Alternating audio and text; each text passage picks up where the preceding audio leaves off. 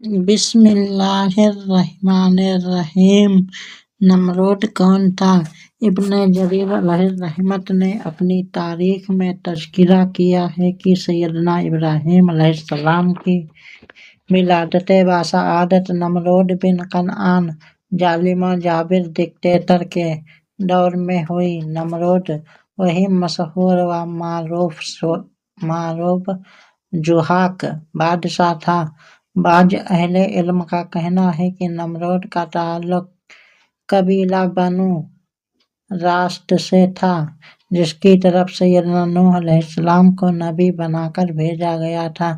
امام ابن جریر اپنی سند کے ساتھ روایت کرتے ہیں، قتادہ بیان کرتے ہیں کہ جس شخص کے سامنے حضرت ابراہیم علیہ السلام نے اللہ تعالیٰ کے رب ہونے پر دلیل پیش کی تھی، اس کا نام نمرود بن کنعان تھا۔ یہ زمین پر پہلا بادشاہ تھا۔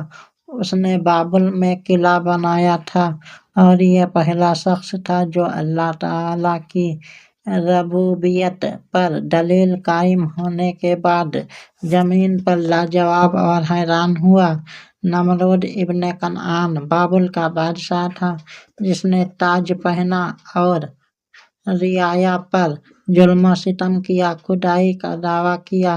اس ظالم کے حدود میں مکھی، مچھر یا موذی جانور داخل نہیں ہو سکتے تھے۔ سارے جہاں کی بادشاہت اس کو ملی۔ اس کی عمر 800 برس تھی۔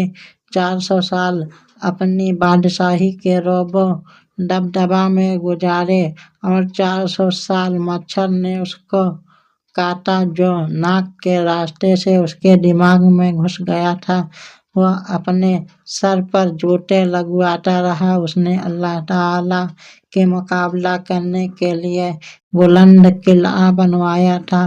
اس کا دارالخلافہ مکہ، عراق کے شہر بابل میں تھا۔ تفسیر کبیر، روح المعانی، خازن روح البیان۔